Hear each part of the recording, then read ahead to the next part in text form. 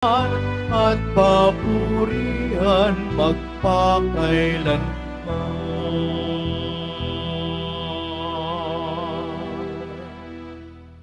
Sa ngalan ng Ama at ng Anak at ng Espiritu Santo, Amen.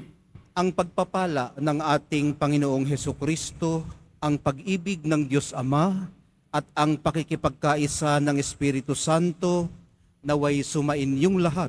At sumayo rin. Mga kapatid, aminin po muna natin pagsisihan ang ating mga kasalanan upang tayo po'y maging marapat gumanap sa banal na pagdiriwang. Inaamin ko Sa makapangyarihang Diyos at sa inyo mga kapatid, na lubha akong nagkasala sa isip, sa salita, sa gawa, at sa aking pagkukulang. Kaya isinasamo ko sa mahal na Birheng Maria, sa lahat ng mga anghel at mga banal, at sa inyo mga kapatid, na ako'y panalangin sa Panginoong ating Diyos. kaawaan tayo ng makapangyarihang Diyos. Patawarin sa ating mga kasalanan at patnubayan sa buhay na walang hanggan. Amen. Panginoon, kaawaan mo kami. Panginoon, kaawaan mo kami. Kristo, kaawaan mo kami. Kristo, kaawaan mo kami. Panginoon, kaawaan mo kami. Panginoon, kaawaan mo kami. Manalangin tayo. Ama naming makapangyarihan, ikaw ang lumikha at tagapamahalan ng lahat ng umiiral.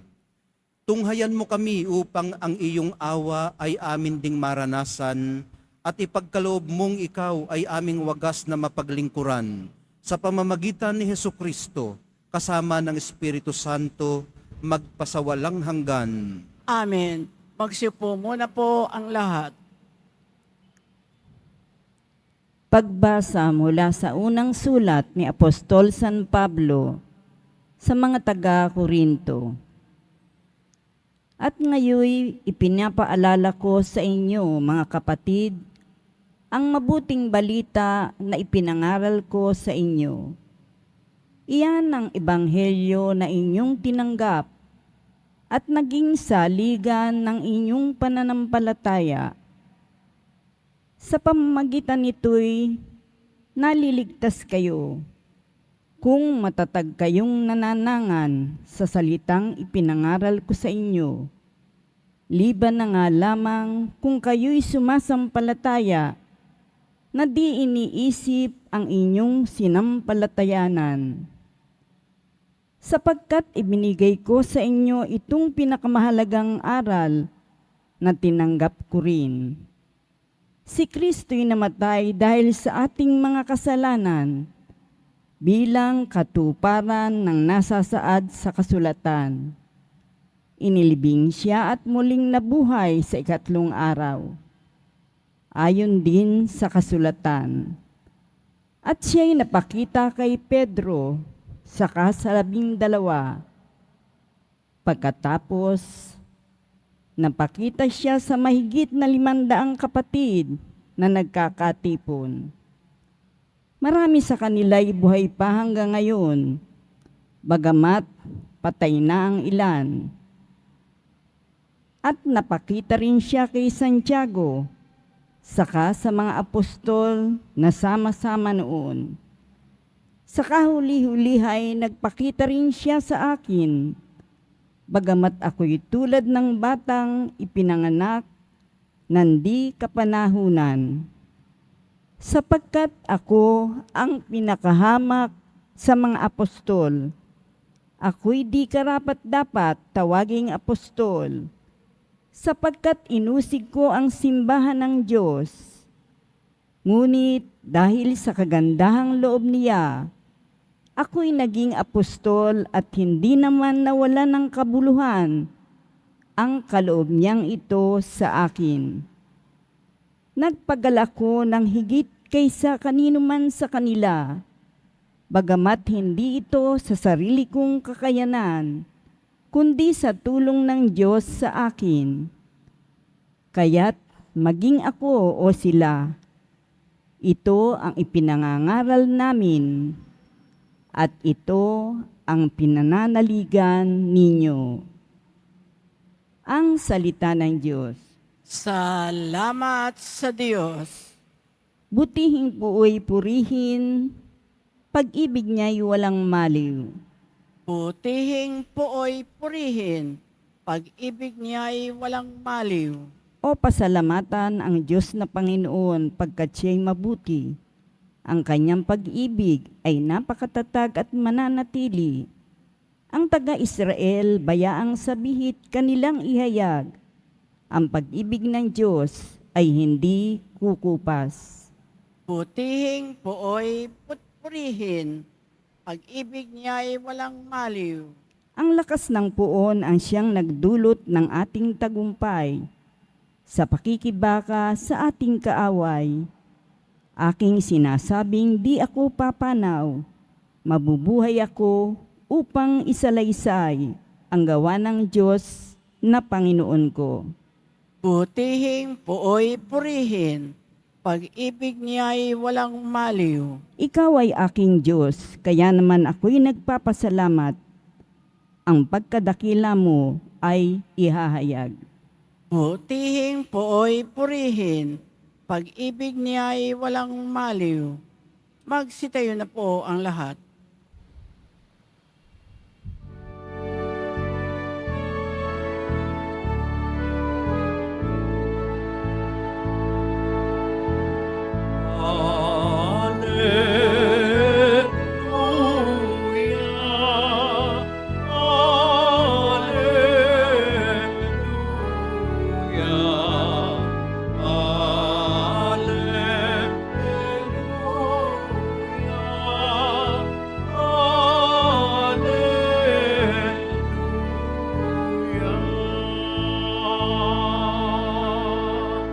Ngayong mabigat ang pasan, ay kay Jesus maglapitan, upang kayo'y masiyahan.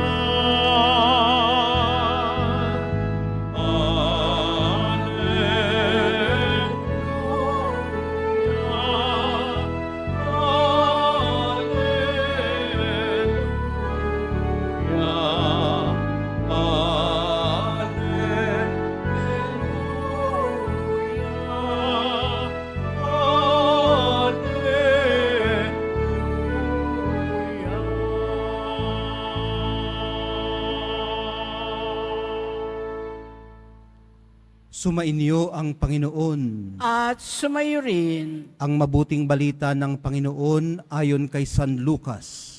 papuri sa iyo, Panginoon. Nung panahong yun, inanyayahan si Jesus ng isa sa mga Pariseo upang makasalo niya. Pumaroon siya sa bahay nito at dumulog sa hapag. Sa bayan namang yaon ay may isang babae na kilalang makasalanan. Nabalitaan niyang kumakain si Jesus sa bahay ng Pariseo, kaya't nagdala siya ng pabangong nasa sisidlang alabastro. At lumapit siya sa likuran ni Jesus sa gawing paanan. Siya'y nananangis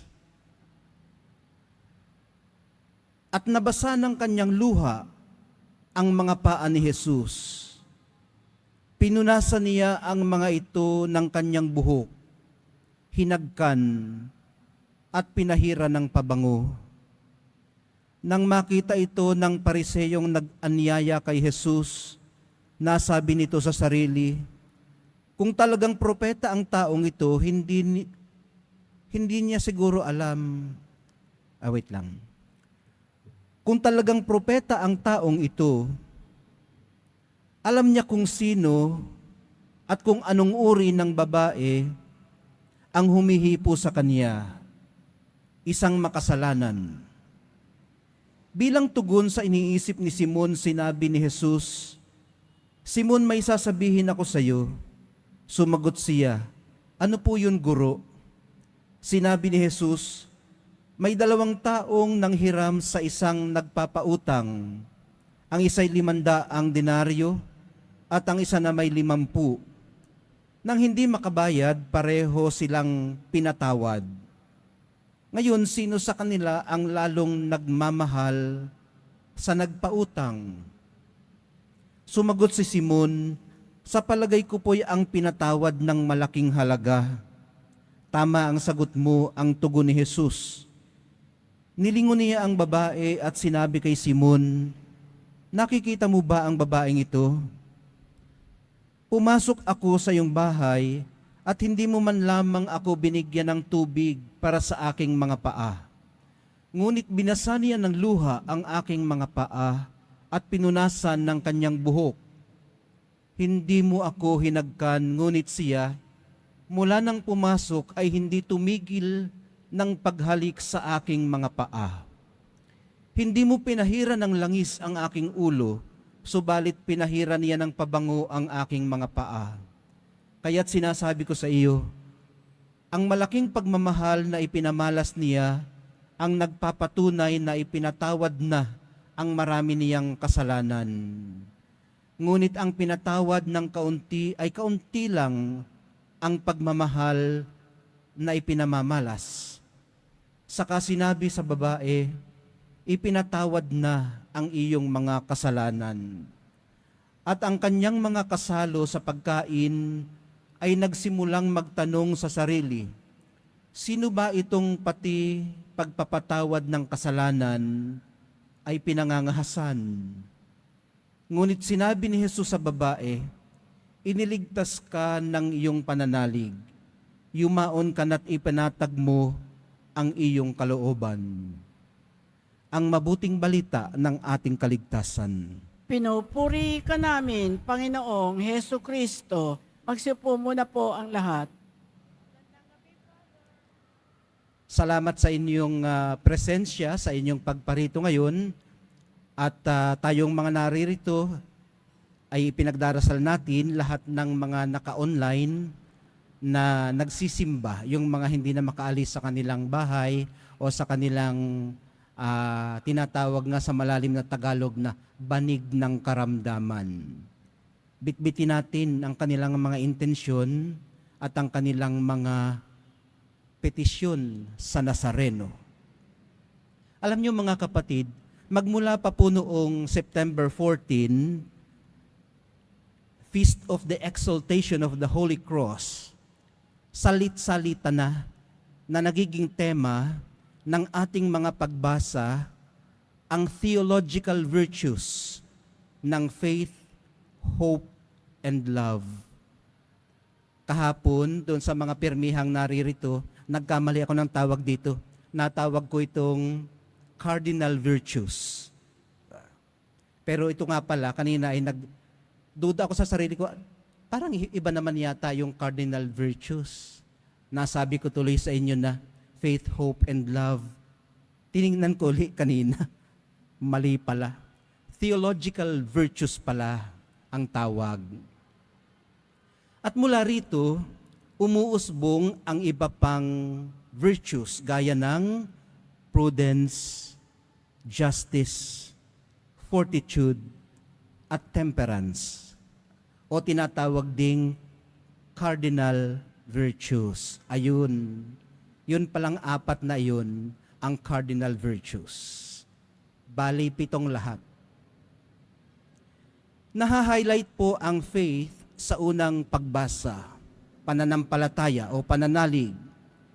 Ipinahayag ni Apostol Pablo ang pinakamahalagang aral na tinanggap din niya o yung tinatawag natin na ilan sa basic tenets ng ating pananampalataya. Ano ba yun, yung sinasabi ko ngayon? Sabi niya rito, si Kristo'y namatay dahil sa ating mga kasalanan bilang katuparan ng nasasaad sa kasulatan. Isa sa pinaka-basic na tenet ng ating faith. Ang isa pa, sinasabi niya rito, inilibing siya at muling nabuhay sa 3 araw. Isa pa rin yun. Ayon din sa kasulatan. at siya'y napakita kay Pedro, ayun, hindi na yon. Dalawang pinakabatayang tenet o salalayan sa Tagalog kung saan ipinoprofess natin sa credo, sa pagpapahayag ng pananampalataya. Kanina habang binabasa ni Nay Josie ang unang pagbasa, parang meron pang nakaantig sa aking kalooban ang sinasabi na para siyang baby, tama ba yun? Nasaan ba yun? Siya daw ay parang sanggol na ipinanganak sa maling pagkakataon. Parang ganun yata ang pagkarinig ko. Hindi ko na makita eh. Pero ang ibig sabihin po ni Apostol Pablo, tinawag siyang apostol kahit hindi naman niya personal na na-encounter si Jesus habang lumalakad pa siya sa balat ng lupa. Pero na-encounter niya si Jesus o ang kanyang espiritu noong pabalik na sana siya sa Damasco. Yun yung kanyang conversion. Kaya itinuring din siyang apostol at kumbaga na-enjoy din niya ang pagiging apostol habang ine-endure din naman niya ang responsibilidad na nakaatang sa kanyang balikat bilang apostol. Okay. Ang isa pa na gusto kong bigyang diin sana kung inyong mamarapatin sa unang pagbasa ay yung kanyang pagpapagal ng higit kanino man. Yun ang claim niya. Hindi natin kung yung ibang apostol ay nagpagal din ng higit kanino man. Pero ang sinasabi niya tungkol sa kanyang sarili, naniniwala siya na nagpagal siya ng higit kanino man para sa mabuting balita. Ito po siguro talaga ang nagagawa pag ikaw ay converted na Talagang ibibigay mo ang nararapat. You're going to give what is right and not what is left. Okay. Yun lang naman muna. At sige, diretso na tayo dito sa Ebanghelyo. Sa Ebanghelyo naman, medyo subtle o hindi masyadong halata ang pagbibigay diin sa mga basic tenet ng ating pananampalataya. Hindi nga nagsalita ang babaeng kilalang makasalanan, di ba? In-approach niya ang Nazareno sa likod. Nahiya siguro siyang humarap sa kanya. At yung basic tenet din na ito na binabanggit natin, yung biyaya na ipinagkaloob sa kanya sa pamamagitan ng kanyang pananalig na pagpapatawad. Kasi itong ipinoprofess natin na naparito, muling nabuhay, nagpapatawad siya. At ito ang ating sinasampalatayanan. Anong ginawa nung babaeng kilalang makasalanan? Pinunasan niya ang mga paa ng Nazareno ng kanyang buhok. Bakit niya pinunasan? Nabasa ng luha. Nabuhos doon ang kanyang luha. At pagkapunas niya, hinagkan niya ito at pinahiran pa ng pabango. Dahil siguro sa taimtim niyang pagsisisi. Hindi ba't ito rin, mga kapatid at mga kadiboto, ang gesture na ginagawa natin o nire-replicate natin sa tuwing umaakyat tayo doon sa likod? At humahalik o humihipo man lamang sa paanan ng imahe ng Nazareno. Ang iba siguro ay dahil sa kahilingan, kaya umaakyat doon at humihipo. Pero ang iba pa ay dahil nagsisisi. Kaya pagbaba sa kabila, huwag muna agad sumakay ng jeep o tumawid sa overpass. Mabuti rin po kung ang mga humihiling ay makapagsimba rin para maiparating natin ang ating mga pithaya at matanggap siya sa pakikinabang. Mabuti rin kung ang mga nagsisisi ay makapagkumpisal din para maibulalas natin ang ating pinagsisisihan, ma-verbalize at marinig mula sa pari na ipinatawad na ang iyong kasalanan. Hindi lang po pananalig na siya'y mapapatawad ang hindi masyadong halata sa babaeng nanangis sa paanan ng Nazareno, kundi pati na ang kanyang pag-asa. Kung titingnan natin, parang pananalig lang naman ang meron. Nanalig siya na mapapatawad siya. Pero sa likod ng kanyang pananalig, naroroon po ang nagtutulak sa kanyang manikluhod na pag-asa. Sa likod ng kanyang pagpapakababa, hindi lamang pagpapakumbaba, kundi pagpapakababa ay ang pag-asa ng pagbabangong dangal. Kilala siyang makasalanan. Ang kasagipan o ang makahahango sa isang known public sinner ay ang muling maibangon ang kanyang dangal. At sa pag-asa rin ng katubusan sa kanyang kinasadlakan, anuman ang kanyang kasalanan. Minamahal kong mga kapatid, kapanatagan po ng kalooban ang baon natin pauwi mula sa misang ito. Kapanatagang hatid ng kapatawaran at pananalig na tayo nga, katulad ng babaeng makasalanan, ay tunay na napatawad. Mahal na poong Jesus Nazareno, salamat po sa biyaya ng kapatawaran.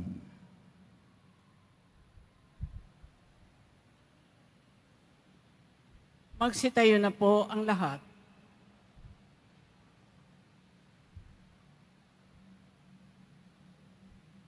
Minamahal kong mga kapatid, sa ating pananalangin, ilagay po natin ang ating pananalig sa Diyos Ama na nagpapakita ng mapagmahal na habag sa kanyang pakikitungo sa mga makasalanan. Bawat dalangin ang atin pong tugon, kaibigan ng mga makasalanan, idulot mo sa amin ang iyong kapayapaan. Kaibigan na mga makasalanan, idulot mo sa amin ang iyong kapayapaan. Ang simbahan naway may pagpatuloy ang gawain ni Jesus sa pagpapatawad ng makasalanan at pagbubuo ng mga pusong wasak. Manalangin tayo. Kaibigan ng mga makasalanan, idulot mo sa amin ang iyong kapayapaan. Sa pamamagitan ng diwang mapagpatawad, ang mga taong magkakatunggali naway humantong sa mapayapang pag-uusap. Manalangin tayo. Kaibigan ng mga makasalanan, idulot mo sa amin ang iyong kapayapaan. Tayo naway maging mahinahon at mahabagin sa ating kaisipan ukol sa kapwa at huwag natin silang iwaksi o tanggihan dahil sa kanilang kahinaan at kakulangan. Manalangin tayo. Kaibigan ng mga makasalanan, idulot mo sa amin ang iyong kapayapaan. Ang mga may sakit at yaong mga nag-aaruga sa kanila, naway makadama na mapagpagaling na presensya ng Panginoon sa pamamagitan na nagmamalasakit na Kristiyanong komunidad. Manalangin tayo. Kaibigan ng mga makasalanan, idulot mo sa amin ang iyong kapayapaan. Yaong mga pumanaw na sa buhay na ito, naway patawarin ni Jesus na ating tagapagligtas. Manalangin tayo. Kaibigan ng mga makasalanan, idulot mo sa amin ang iyong kapayapaan. Walang sawa po nating iakyat sa krus ang ating mga personal na intensyon, pati na po yung intensyon ng ating mga mahal sa buhay na nagbilin sa atin.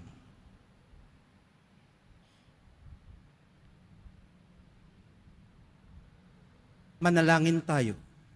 Kaibigan ng mga makasalanan, idulot mo sa amin ang iyong kapayapaan.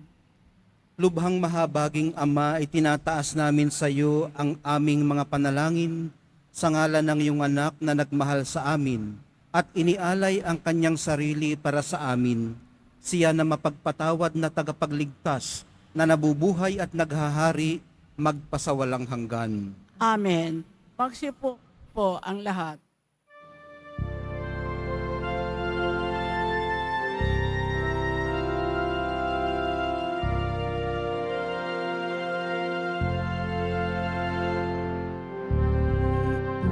Kung tinapay at alak na mula sa'yo,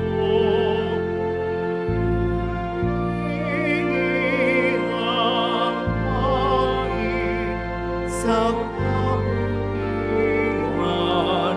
mo. Inatanggapin alay sa'yo at sa salamat ng puso.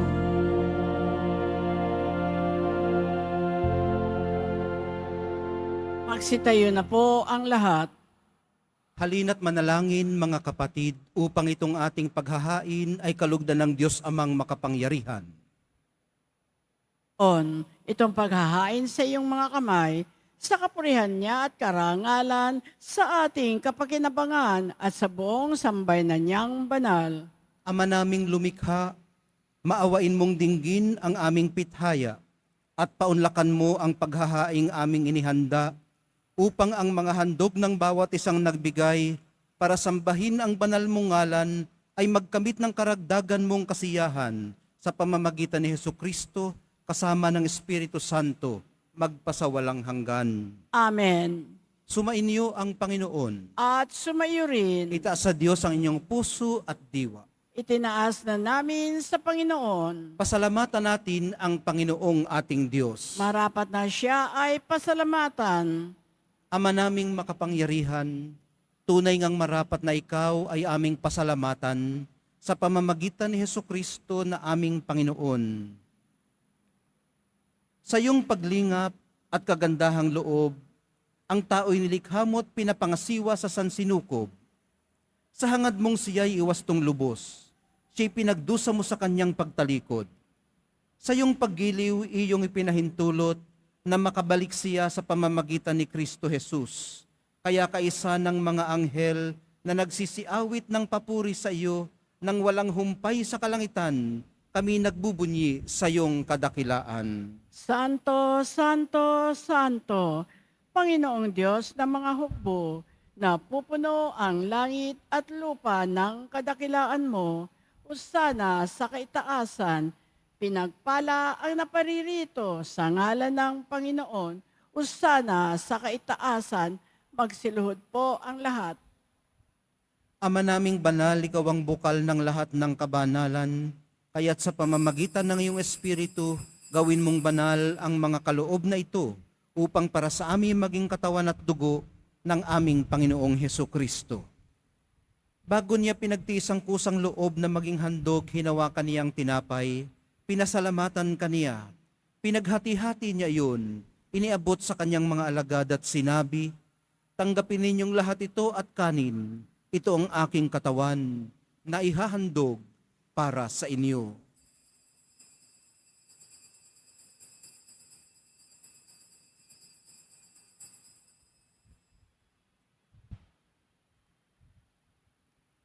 Gayon din naman noong matapos ang hapunan, hinawakan niya ang kalis. Muli kanyang pinasalamatan. Iniabot niya ang kalis sa kanyang mga alagad at sinabi, "Tanggapin ninyong lahat ito at inumin. Ito ang kalis ng aking dugo, ng bago at walang hanggang tipan. Ang aking dugo na ibubuhos para sa inyo at para sa lahat, sa ikapagpapatawad ng mga kasalanan. Gawin ninyo ito sa pag-alaala sa akin."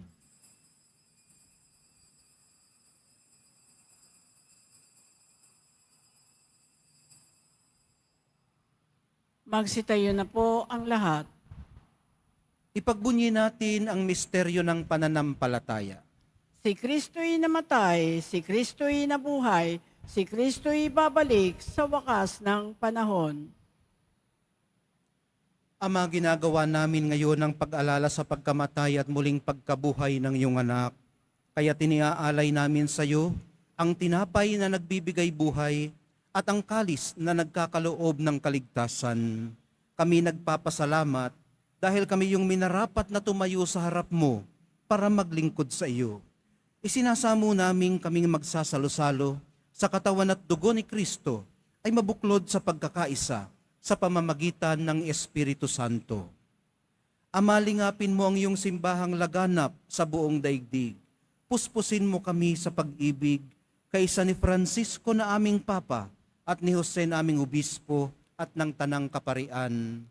Alalahanin mo rin ang mga kapatid naming nahimlay nang may pag-asang sila'y muling mabubuhay, gayon din ang lahat ng mga pumanaw. Kaawaan mo sila at patuloyin sa iyong kaliwanagan. Kaawaan mo at pagindapatin kaming lahat na makasalo sa iyong buhay na walang wakas. Kaysa ng mahal na Birheng Maria na ina ng Diyos, ng kabiyak ng puso niyang si San Jose, kaysa ng mga apostol ni San Juan Bautista, at ng lahat ng mga banal na namuhay dito sa daigdig ng kalugod-lugod sa iyo. Maipagdiwang nawa namin ang pagpupuri sa ikararangal mo sa pamamagitan ng iyong anak na aming Panginoong Hesukristo.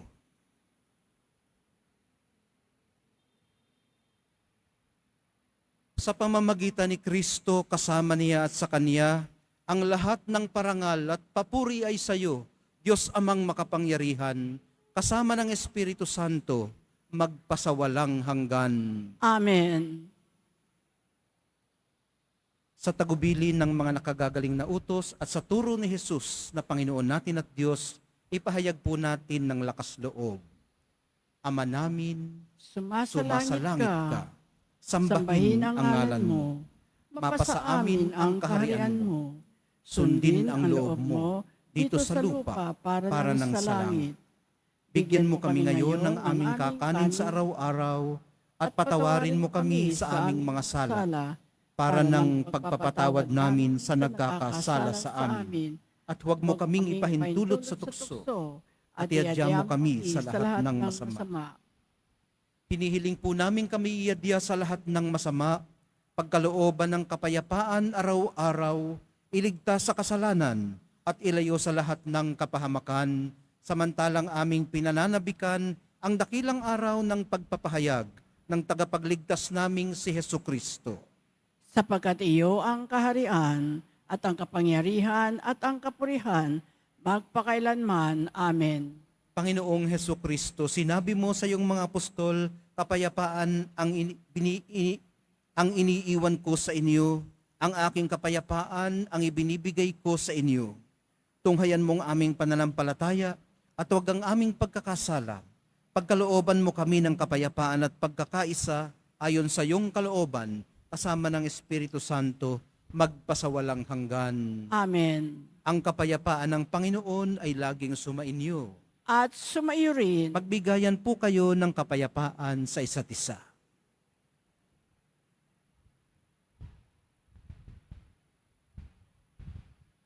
Kordero ng Diyos na nag-aalis ng mga kasalanan ng sanlibutan, maawa ka sa amin. Kordero ng Diyos na nag-aalis ng mga kasalanan ng sanlibutan, maawa ka sa amin. Kordero ng Diyos na nag-aalis ng mga kasalanan ng sanlibutan, pagkaloob mo sa amin ang kapayapaan, magsiluhod po ang lahat.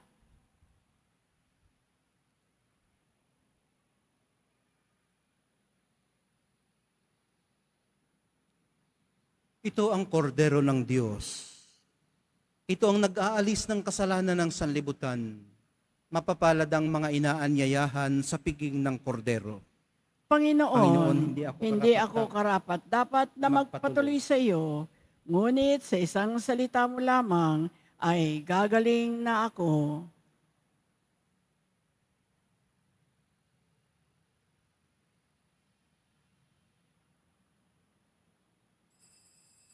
Para sa lahat ng tatanggap ng banal na komunyon, sasagot po tayo ng amen pagkasabi ng pari o na lay minister ng katawan ni Kristo at isubo agad sa bibig bago umalis sa harapan ng pari o lay minister.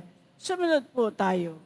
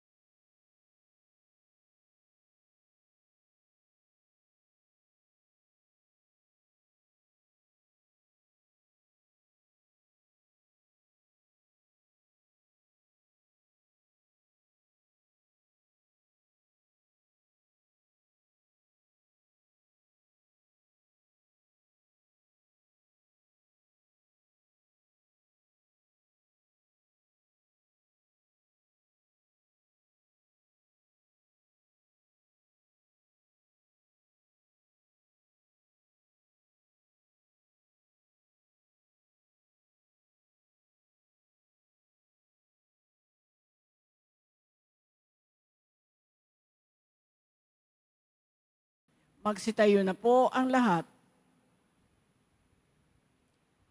Manalangin tayo. Ama naming mapagmahal, ang aming kalooban nawa ay pagharian ng aming tinambak, ng aming tinanggap sa pakikinabang, upang huwag ang diwa namin ang umiral, kundi ang bunga ng pagdiriwang ang laging mamayani sa amin, sa pamamagitan ni Hesukristo, kasama ng Espiritu Santo, magpasawalang hanggan. Amen. Sumainyo ang Panginoon. At sumayo rin. Mahal na poong Jesus Nazareno, inihayag mo sa pamamagitan ng krus ang walang maliw na pag-ibig ng Diyos sa sangkatauhan. Pakinggan mo ang kahilingan ng iyong angkan na nagsusumamo sa iyo. Makamtanawa nila ang inyong katugunan at tanggapin ang kasagutan na may utang na loob na tinatanaw. Basbasan din po ninyo at pagpalain ang kanilang mga pinasasalamatan at pinagsusumakitan sa araw-araw, pati na rin ang daladala nilang mga imahen at dasalan. Matagpuan din po nawa nila ang kanilang mga hinahanap. Sa pamamagitan ng bendisyon na ito, naway maalala nila ang mga pangako nila noon sa binyag, na ikaw ang kanilang iibigin at paglilingkuran bilang Panginoon magpasawalang hanggan. Amen. At pagpalain kayong lahat at ang inyong pamilya at mga komunidad ng makapangyarihan at mapagmahal na Diyos, Ama, Anak, at Espiritu Santo. Amen. Taglayin po ninyo sa inyong pag-alis ang kapayapaan ng Nuestro Padre, Jesus Nazareno. Salamat sa Diyos.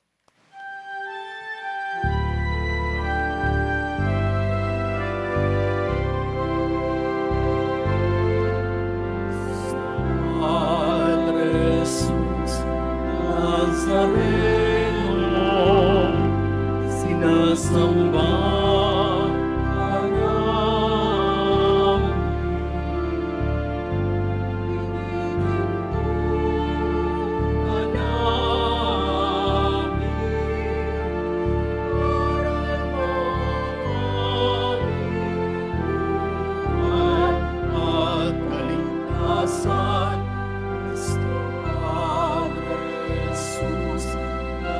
ka namin.